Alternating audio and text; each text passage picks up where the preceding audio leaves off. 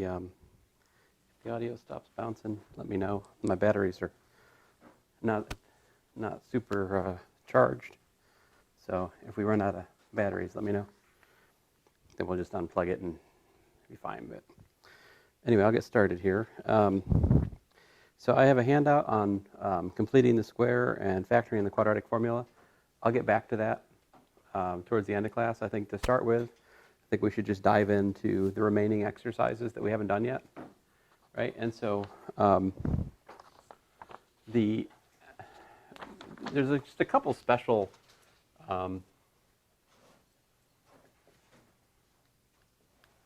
I guess I could say special patterns that we should know about.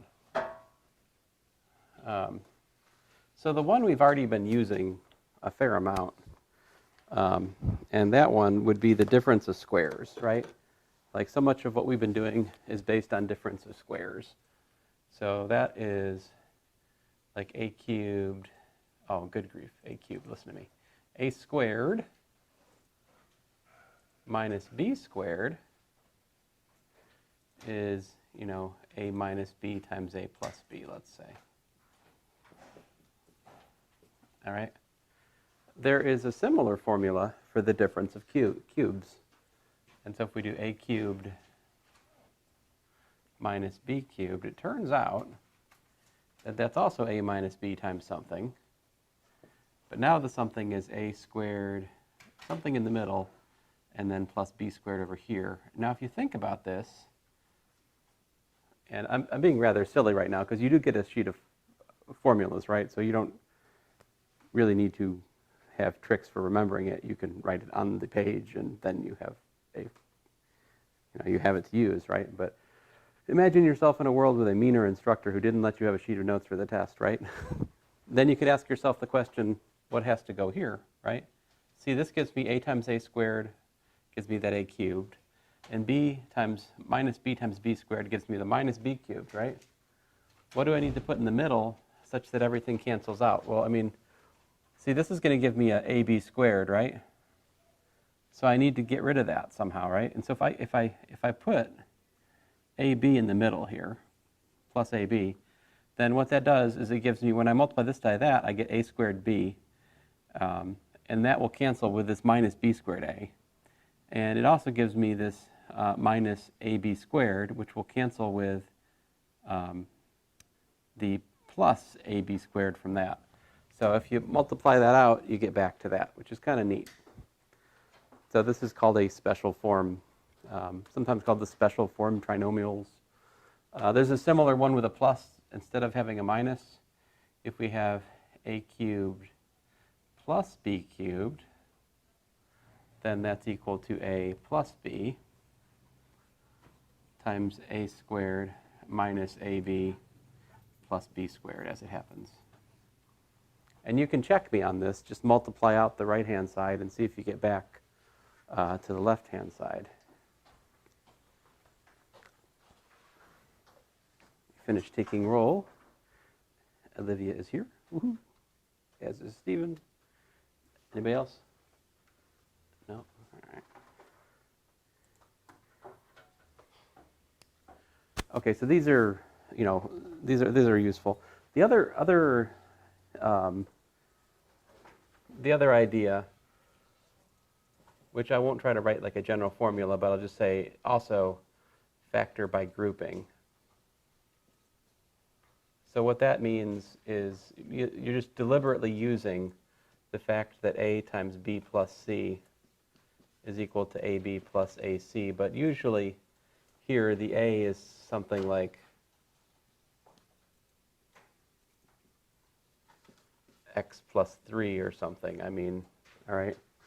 Let me give you an example of factoring by grouping. So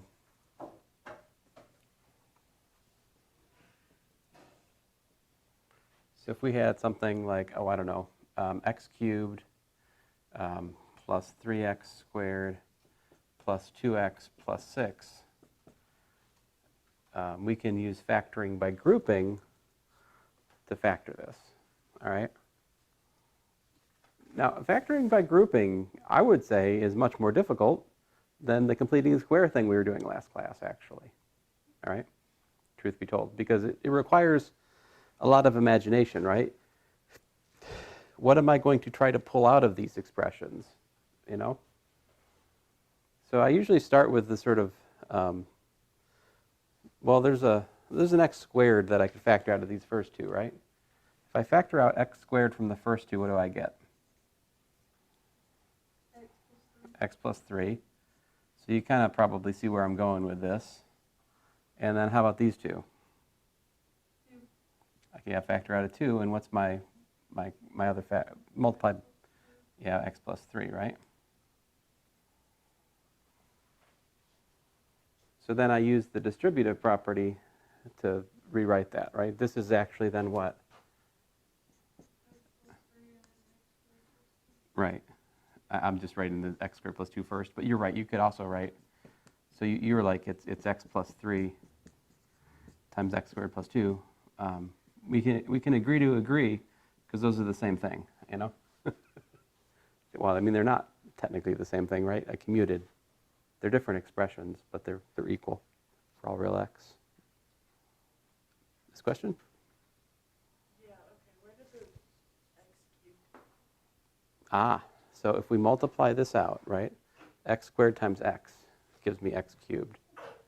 And x squared times 3 gives me this 3x squared. So it was absorbed right there. So this is what's called factoring by grouping. Here, I'll do another one.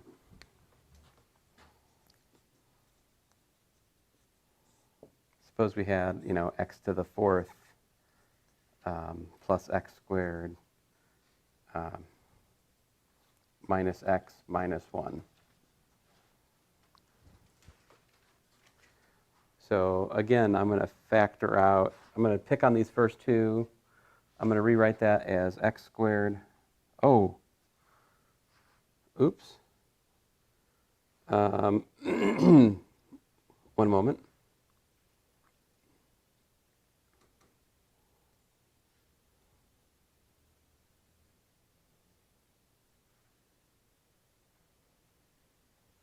I better put a minus here in order for this problem to work out. Actually, I'm going to put a minus there, and that makes this example actually probably too hard for the class, but I don't know. I'm going to show you anyway, because I think it's worth looking at. So I can factor x squared out. I shouldn't be insulting to you guys. It's not too hard. It's different than the last one. This isn't just directly factoring by grouping. This one requires a little bit more sneakiness. The thing is, x squared minus 1 we can factor, right? X squared minus 1 is the difference of squares. That's actually x plus 1 times x minus 1, right? So this can be rewritten as x squared times x plus 1 times x minus 1 minus parentheses x plus 1. I'm grouping the x and the 1 together like that to emphasize that there's a common factor here, right? See that? X plus 1, x plus 1. So I can rewrite this as x squared. Oh, let's say x plus 1. I'll bring it up front. And then I've got x squared times x minus 1 minus 1. That minus 1 came from the right term, the minus parentheses x plus 1. We do some color coding. So that last minus 1 here, right, went to that. Now, I mean, the question is, could you factor this further? I don't know. I'll give it a go, see if we got lucky here. That's x cubed minus x squared minus 1. Can you guys factor x cubed minus x squared minus 1?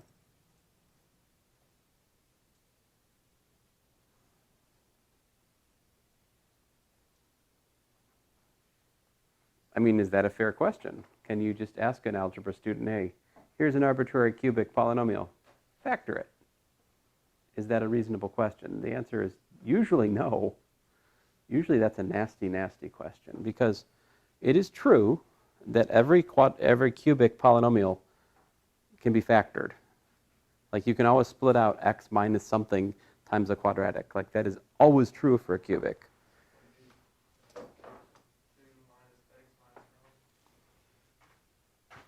X cubed minus what? X cubed. Oh, should that be x? No, it's x squared because I have x squared times x, which gives me x cubed, and then x squared times minus 1, which gave me minus x squared. So I'm just multiplying that through. But no, like I mean, I'll try easy stuff. Like I'll try plug in 1, see if it works.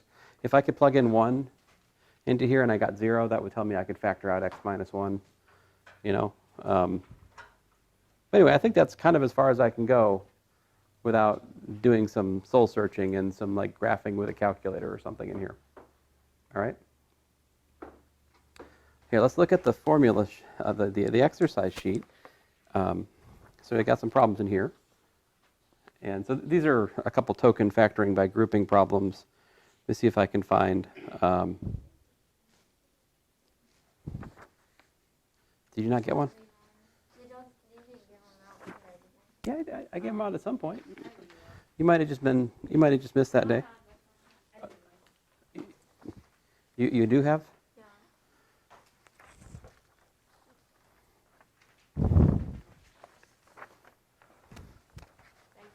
It should be posted in course content also if, if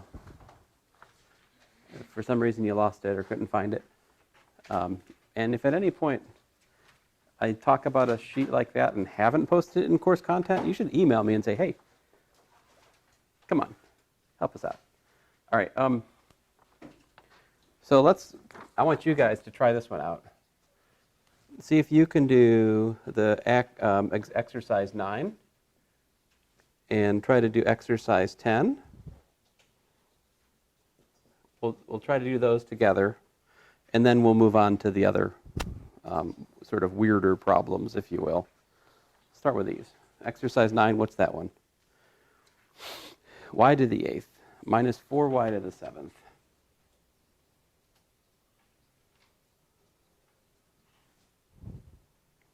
Plus y minus 4. So that was exercise 9. I'll let you think about that, see if you can do it. These are both factoring by grouping. Exercise 10, we've got x cubed plus 3x squared minus 6x minus 18.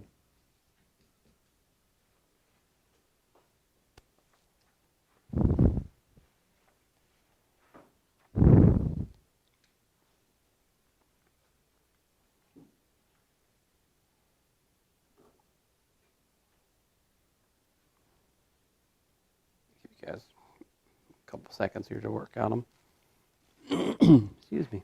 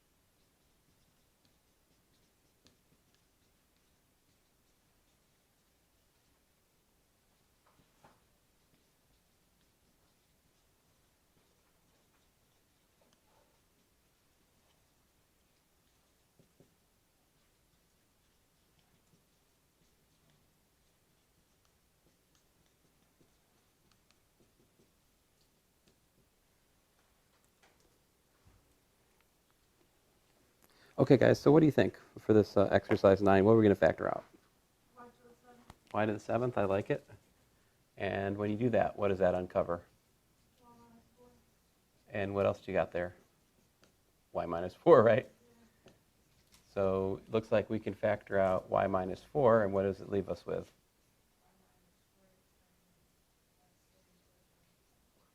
Y to the 7th plus 1. There you go. That's as far as we're going to go in here. Y to the 7th plus 1 can be factored, actually, to y minus 1 times a 6th order polynomial, which is a product of 3 prime quadratics. But the only reason I know this is because I've taught complex analysis, and being that this is an intermediate algebra class, probably that's not helpful to us here, right? That's as far as we can go with our technology. How about the next one?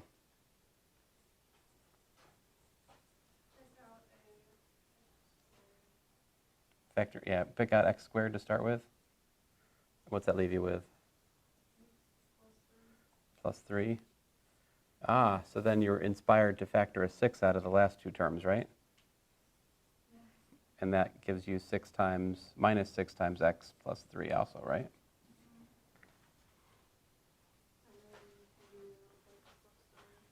Uh-huh.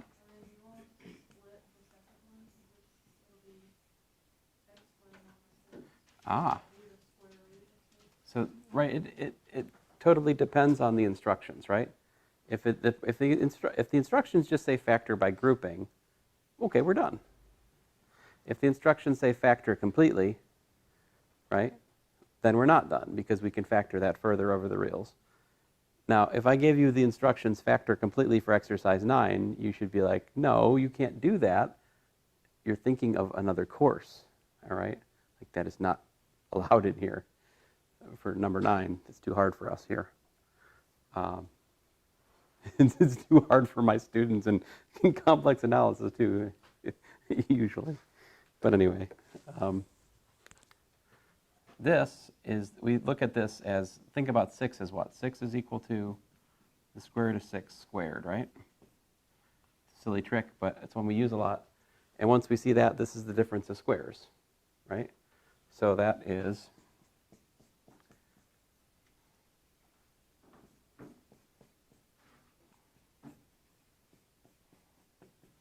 and there you go. That would be factored completely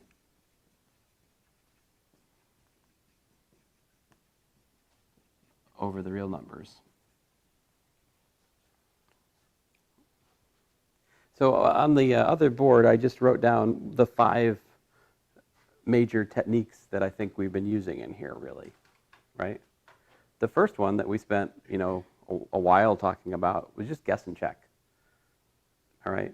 Basically, you look at it, you write down x plus, x plus something else, and then just think about what you can fill in the blanks to multiply out and check. Educated guessing is our first method. And then another thing I would point out is, if you can factor out a power of x, that's something we should always be looking to do, right?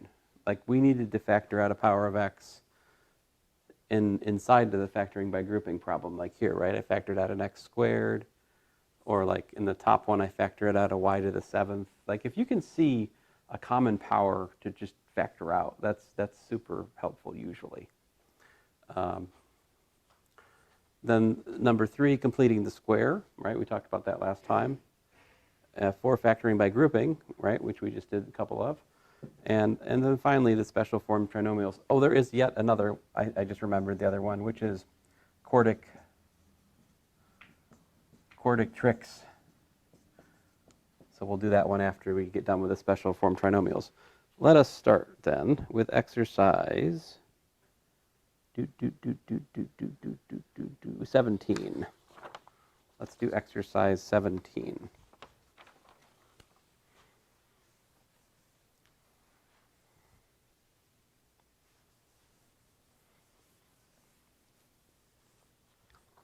And then we'll do exercise 18. So 17, 18, and 27.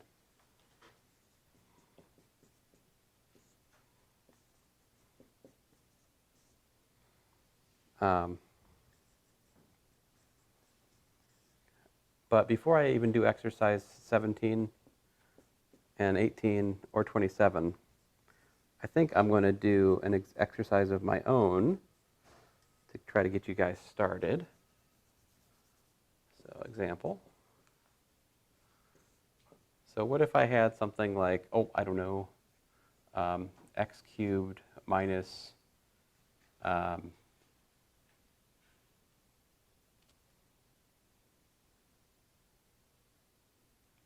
1,000. How would we factor that?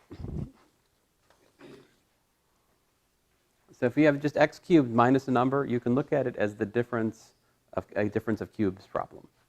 See, because this is really x cubed minus the cube root of 1,000 cubed, right? Like we can do that trick. What is the cube root of 1,000 though? 10. Good. And so what we're looking at then is x cubed minus 10 cubed. So we go up here to our handy-dandy, special form difference of cubes formula, and just put x equals to a and b equals to 10. See what happens. So this is equal to x minus 10, x squared plus 20x, I think. No, wait a minute, 20. Where did I get the 20 from? Dummy. 10x. And then what's b squared? 100, right?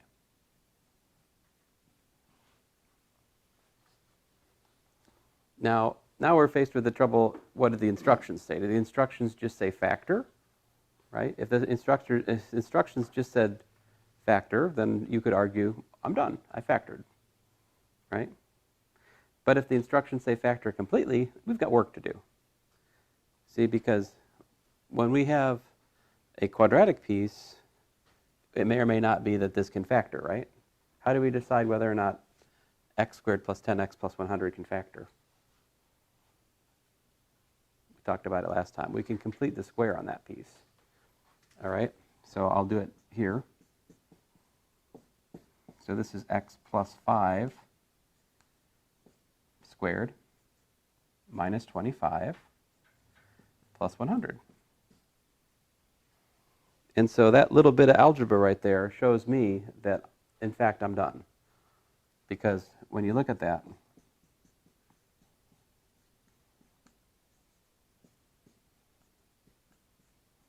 I have plus, right, which shows me that, in fact, x squared plus 10x plus 100 is what's called a prime polynomial. It's irreducible. It doesn't factor over the reals. Because when we complete the square, we get something squared plus a number, which means it's prime. Do you guys need me to review the completing square again?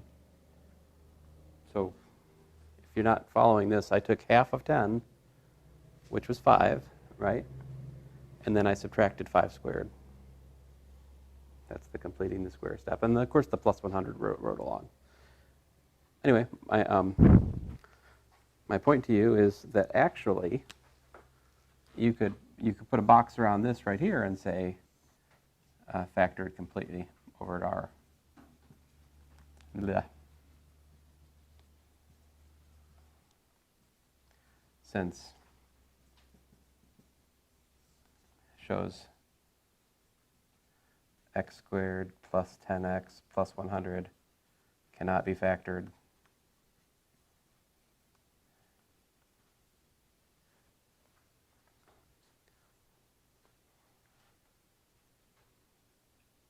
What's another way you could have figured out that x squared plus 10x plus 100 could not be factored? What's the other thing you could have done if you don't like completing the square? I give you a polynomial, a quadratic polynomial.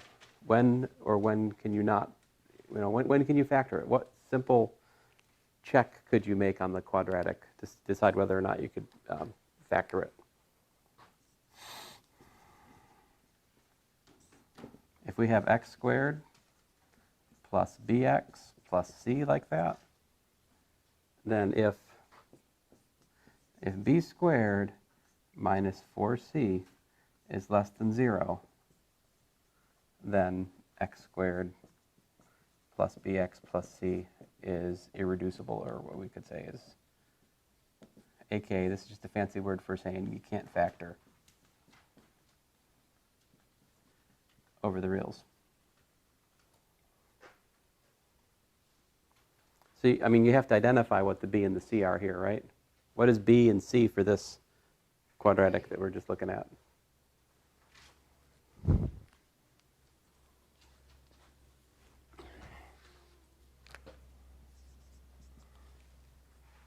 $10, right? B is 10. What's c equal to? 100. So what's the discriminant here? What's b squared minus 4c? That's equal to 100 minus 400, which is equal to minus 300, which is less than 0, which shows you that, in fact, by this little remark, I mean, you could call it a theorem if you like, by this result, it's prime. And again, we can also discover this by completing the square and seeing we get something squared plus something, which we can't break down further without complex numbers. You guys, so quiet, make me nervous. I'll just talk more about stuff you don't need to know if you're not careful. You can stop me by asking me a question, you know. I can do it. You don't have a question? All right. Well, let's do exercise. What was exercise 17? Yeah, let's look at that one. So 17 was w to the third power plus 125. Exercise 18 is 64 minus 125 v cubed. And exercise 27 was solve 7b cubed equal to 175b, which actually, honestly, exercise 27 maybe doesn't belong in this discussion, honestly. That's a separate problem. Tell you, let me erase exercise 27 from the moment. We'll come back to that one. Let's do that one later. I don't want to confuse it with what we're doing.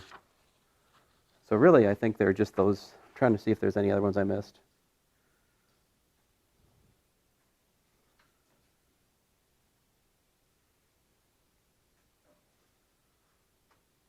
Yeah, I think that's it for the cubic problems in the homework. Just these two, really.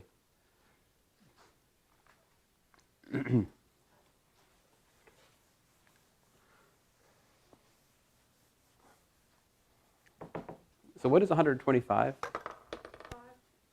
What's that? It's 5 cubed. All right. So now we're good to go, right? We've got a cubed plus b cubed. Think about a equals to w. B equals to 5. We'll use this formula right here. What do we got? W plus 5.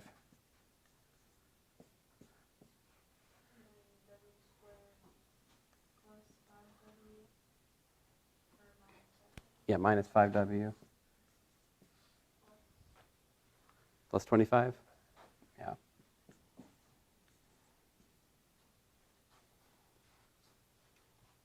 So if the instructions were just factor, we'd be done, right? But can we factor w squared minus 5w plus 25 further?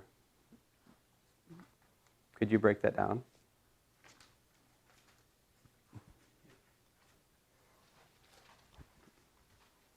Let's see here. We could check the discriminant, right? This has b equals to minus 5 and c equals to 25. So b squared minus 4c in this case is 25 minus, well, 100, right, which is less than 0. So that says no. In fact, that quadratic in w is already irreducible. It cannot be factored by that result.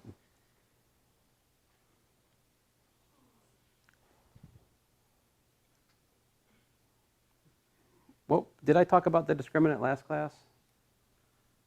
I bet I did. at least a little bit. What was in my discriminant last class? There's a letter. There's a letter missing this time, isn't there? So if we have ax squared plus bx plus c, where a is not necessarily equal to 1, has b squared minus 4ac as the discriminant. There's no a in the ones we're working on right now because the leading coefficient's 1, so we don't have to worry about that a. Excuse me. All right. I am in need of candy. I'll be right back. So what are you guys going to do for the next one? I'll give you a hint. What's 64 equal to? 4. I heard a 4 cubed. And how about that next one? That's actually 5v cubed, right? Because 5 cubed is 125, right? So see if you can use that special form pattern there to write it down.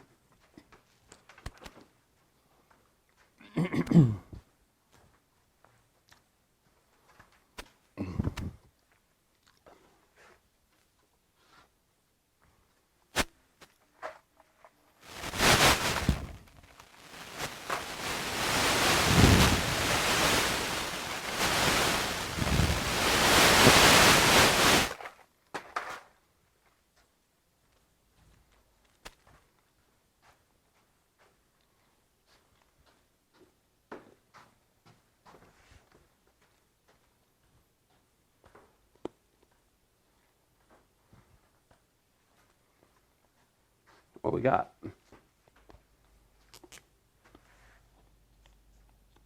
minus 5. Mm-hmm. And 16 Mm-hmm. plus 20v. Mm-hmm. 25v squared. I think it's plus, but yeah. Yeah, very good. Plus 25v squared. Mm-hmm. And there you go. Now we could decide whether or not that last quadratic in v can be factored by checking what?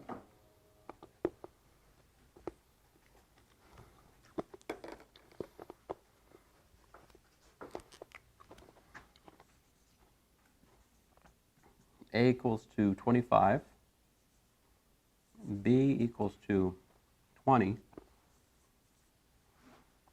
and C equals to 16. Those are the leading coefficient, the linear coefficient, and the constant coefficient of the quadratic in v squared. So if I want to check the discriminant, in this case, b squared minus 4ac is what? Oh my goodness. 20 squared minus 4 times 25 times 16, right? So that's 400 minus 1600, which is equal to minus 1200, which of course is less than 0. You know what? I'm starting to think every one of these ones, we're going to get a quadratic piece which cannot be factored, right?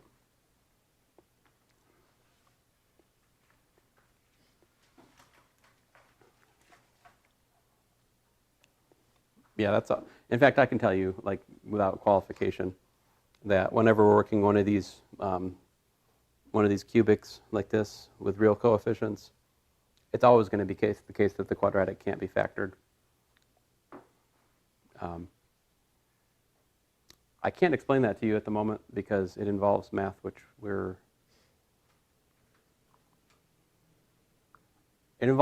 is covered in the next course. So something called the factor theorem. But anyway, there it is. All right, let's look at some quartic examples. These are all kind of the same trick, all right? The quartic problems, the fourth order problems that you can work, they always involve pretty much the same trick. So let's look at some of these.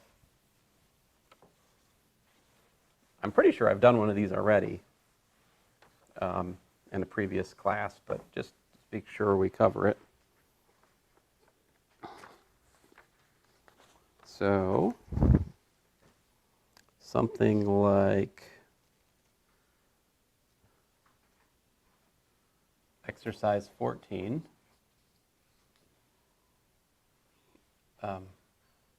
No, exercise 4, well, that's not what I want. Oh, I guess it's okay. 14 s to the fourth minus 33. Oh, no, this is not what I want at all. Oh, well. We'll do this one, but this is really not what I was aiming for. That's example 14. Example 19 is nice. Here we have 3b to the fourth minus 147. That one's good. We'll talk about that. Exercise 20 is good. To illustrate, these are all illustrating number 6. Well, 19 and 20 illustrate number 6 over there.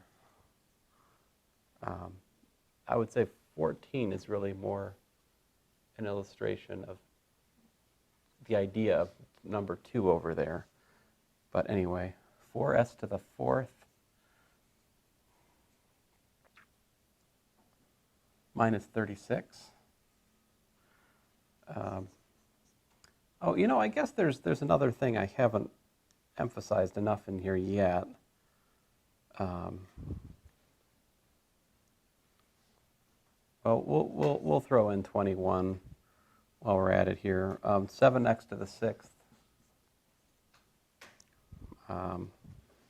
plus 28 x to the fourth. So in each one of these cases, we're going to say factor completely, or at least factor and admit defeat gracefully. Example 23, actually, is the next one we'll do. Exercise 23, rather, which is easier. V squared. Good grief. I'm sorry. I'm trying to focus here. I mean, this one actually isn't. I'll throw this in here since I already wrote it down. Actually, I'm sorry. Let me erase exercise 23 for the moment. See, exercises 23, 24, 25, 26, 27, and 28, well, and 27, these are all solving equations, all right? So we'll transition over to that discussion here just next. Okay. So the first one, what do you guys want to do? Exercise 14.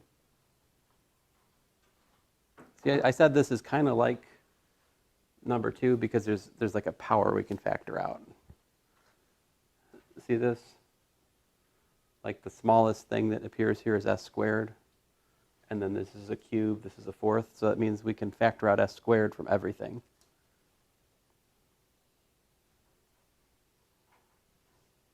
So I would have 14s squared for that one.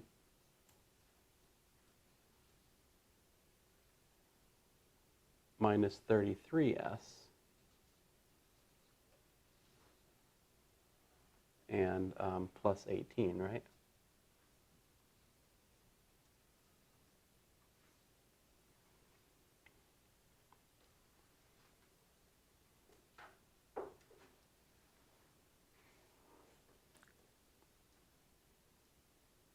So that's the start. Now we want to factor completely, right? So what are we going to do? We got 2 choices. We can either try the guess and check method, or we can do completing the square. But I wouldn't intend for you to complete the square here because, again, I told you I'd only ask you to complete the square on problems where the coefficient was 1 in front, right? So this doesn't fit that pattern, so it's kind of like out of bounds for us completing the square-wise. But I think maybe this factors, let's try something. I mean, I think this will factor educated guess style, if I had to guess. I mean, I feel like there's a 2s here and a 7s over here. I'm just guessing. And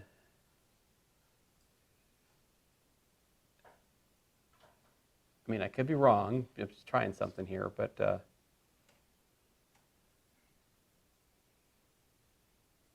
Is it going to work? What do you guys think?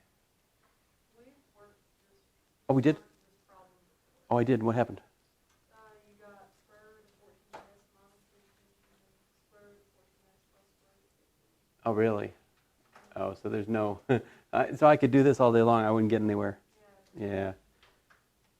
So you said this worked out to square root of what? Square root of 14x minus 15. And the other parentheses, square root of 14x plus square root of 15. And that's minus square root of 15? Yeah.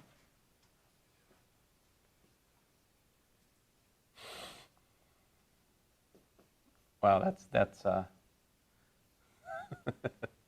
that's pretty dastardly. So yeah, I think that the answer for homework is probably right here. I would hope. All right. How about the next one? So here's the thing I haven't said much, but is just good common sense and common practice. If there's a number that multiplies the whole polynomial that's like common, factor it out.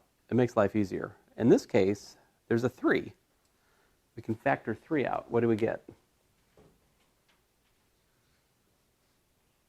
B to the 4th, what? Minus, that's what? 3 times 49, right?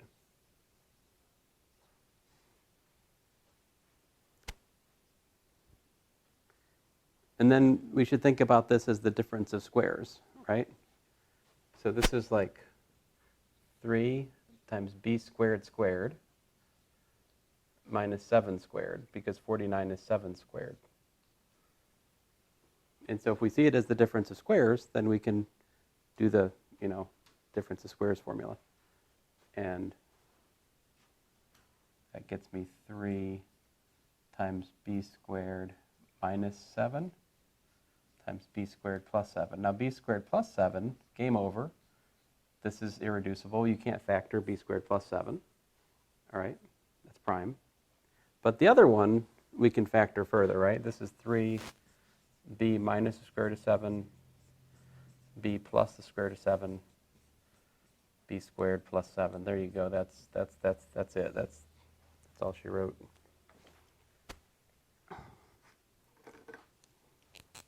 So that's this term. Gives you these two terms here.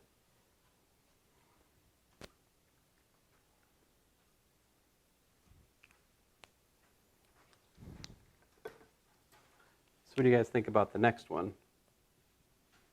Have any advice for me before I dive into it? Can we pull out a number? Make life easier?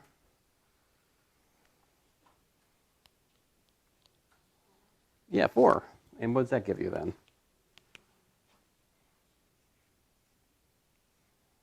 I'll do the easy part, s to the 4th. 4 times what is 36?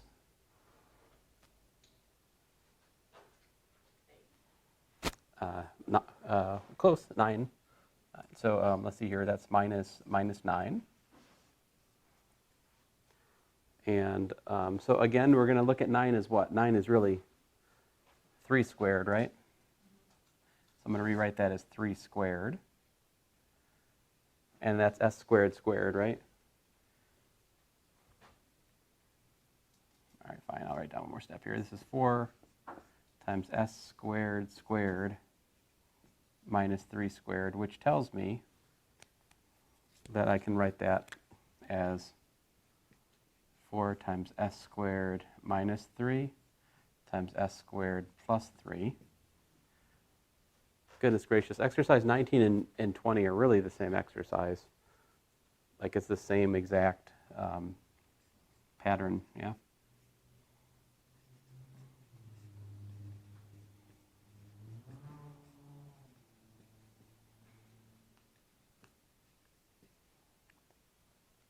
And just to, emphasize what's going on here, I took the s squared minus 3 and factored it into s minus root 3 times s plus root 3. That's factored completely. How do you know when you're factored completely? Like it's factored completely if all you have left is linear factors, and they could be repeated, all right? Like you could have x plus 5 squared, you know. You don't just have to have x plus 5. And then any quadratic that you have left is one of those ones that can't be factored. Oh, I'm posting something in Blackboard. Make sure you look. Like I have a handout for completing the square. It's like 4 pages. And I would just warn you, the last page is more like for the last part of the course. It's not for test 2. So,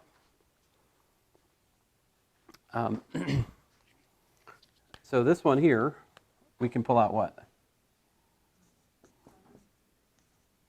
7. Very good. I hadn't even seen that. Thank you. I'll do that to start with. So we got a 7, x to the 6th, plus 4. Ah, very good. And x to the 4th. That's what I saw to start with, as x to the 4th. I completely missed the fact that there's a 7 I could factor out. I'm an idiot. So yeah, also pull out x to the 4th. Then we've got x squared plus what?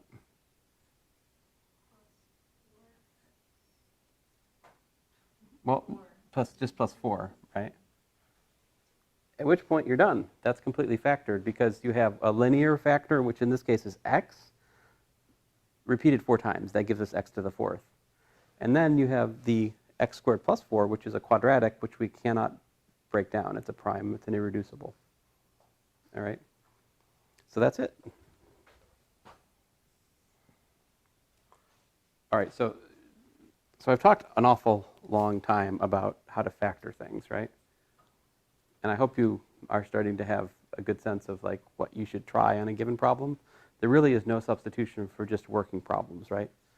Just got to make sure you work all the practice problems in the homework and do them by yourself. Like don't let a tutor do them for you. Like you need to do them and then check yourself, you know? If you have a tutor, say, hey, make me up 10 factoring problems. Let me work them. See if I'm right? Watching someone else doing factoring will not help you. You have to do it yourself. You're like, why did I come to class? Well, I mean, watching is helpful, but there's also doing. And so the next topic in the formula sheet is solving equations, right? So how do we solve polynomial equations? And to solve polynomial equations, it's pretty easy if we have the factoring of the polynomial, all right? So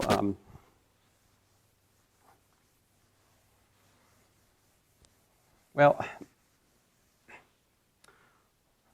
let me say this. How to solve a polynomial equation.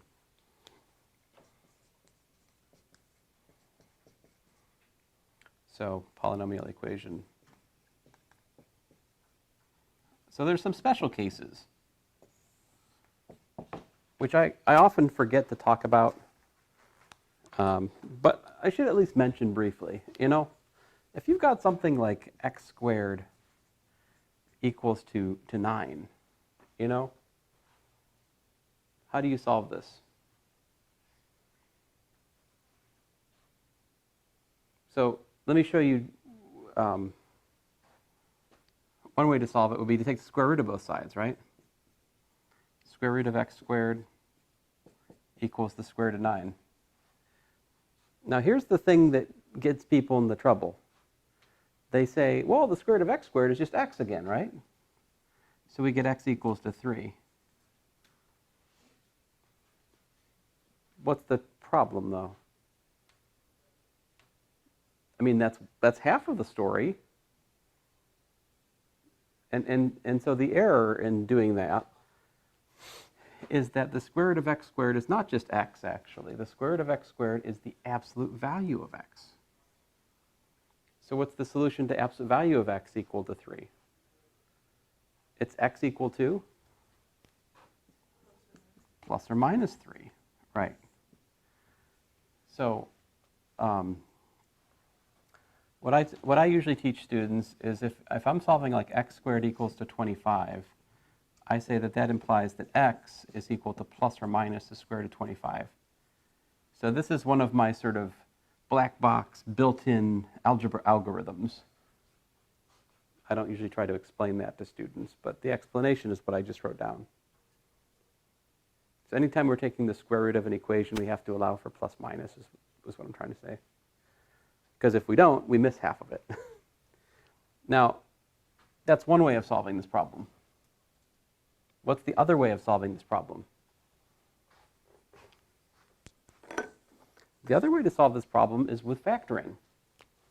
So if I wanted to solve this via factoring, I would say, aha, well, this is x squared minus 9 equals to 0, which we factor into x plus 3 times x minus 3 equals to 0. And then here's the beauty of factoring. Once you factor a polynomial into a product of factors, the only way that that can work out to be 0 is if one or both of the factors is itself 0, right?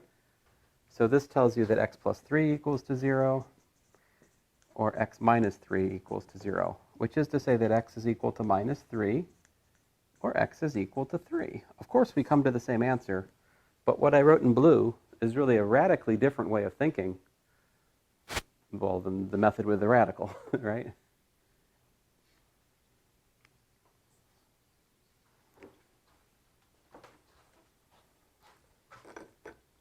Here's a different one. What if I was solving x cubed equals to 64?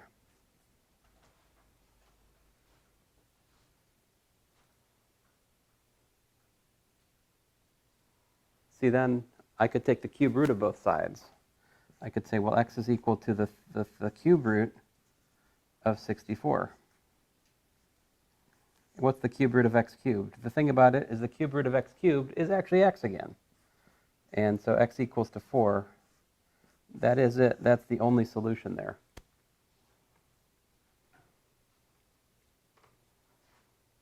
And if you really want me to explain why we didn't get 3 different solutions here, you can actually see it from the factoring we did earlier. If you tried to factor x cubed minus 64, what happens? It's x minus 4, right? Times x squared plus, I want to say, 16x, was it?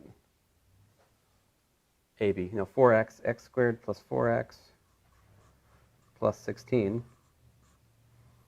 And the thing is, this guy doesn't factor over the reals.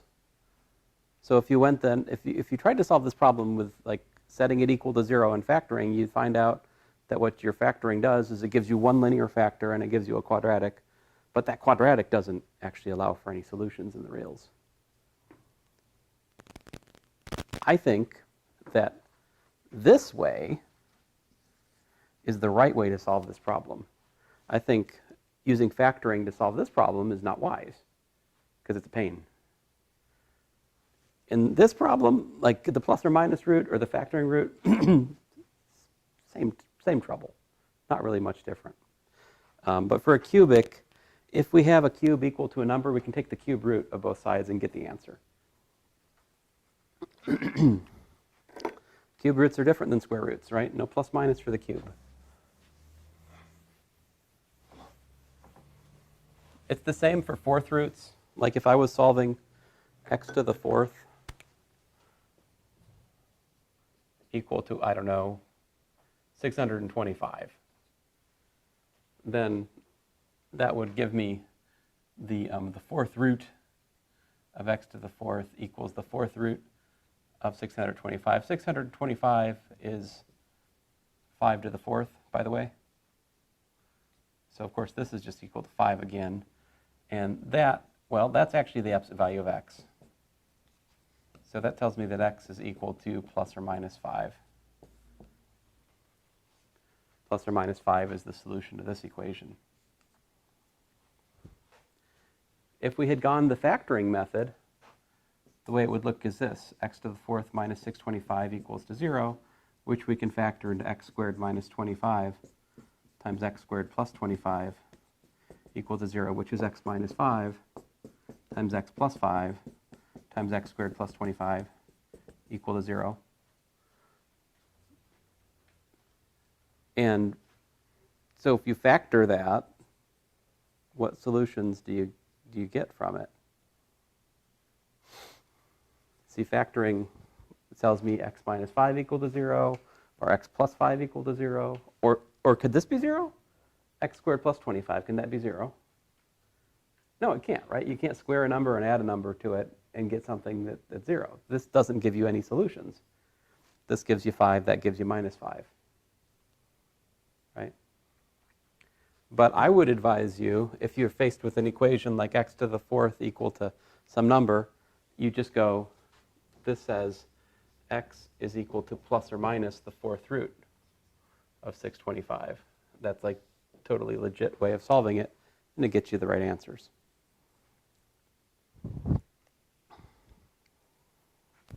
Okay, so can you guys tell me how to solve exercise 25?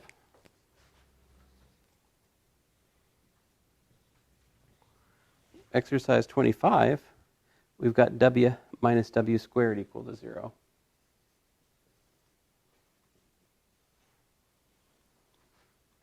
So what's the difference between exercise 25 and everything else I was just talking about since I started talking about solving things? You notice what I've been doing?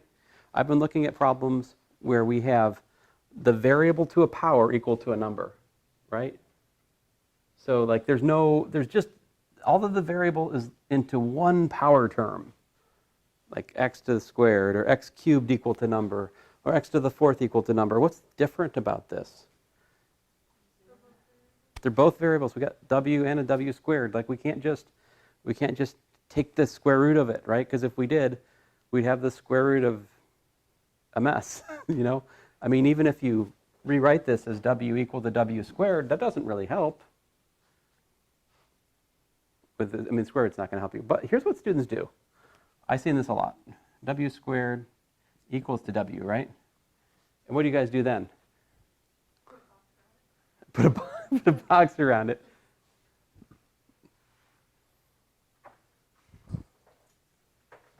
What's in the box? So, nothing. Absolutely nothing. Stupid! You're so stupid! Sorry. That was a quote from UHF, a movie which you have not seen. Have you guys seen UHF? Oh, UHF. This is a forgotten movie by Weird Al Yankovic in 1988. Perhaps the greatest parody movie ever made. You want to imagine Gandhi eating steak, taking out the bad guys? It's in that movie, for example. Conan the Librarian, it's in there. But there's this one sketch where it's he lives next to a karate studio, and I forget the sensei, or no, not sensei, the master, whatever, the lead teacher. He has a game show on this UHF channel, which he ends up managing. It's called Wheel of Fish, and so they spin the wheel of fish, and I think it ends up on a red snapper, and he goes, red snapper, very tasty. And then the contestant gets to choose between the red snapper and what's in the box. And so the guy brings the box down on a table, and she has to choose between the red snapper or what's in the box. And she chooses what's in the box, and the guy lifts the box up, and there's nothing in the box. And then he calls her stupid, which is what I was referencing. So anyway. Sorry, I should make watching UHF like a prerequisite to my class. Bonus. No, what I think you guys often will do is divide by w, right? Why don't we divide by w? What happens if you divide this by w? What you get? You get w equals to 1, right?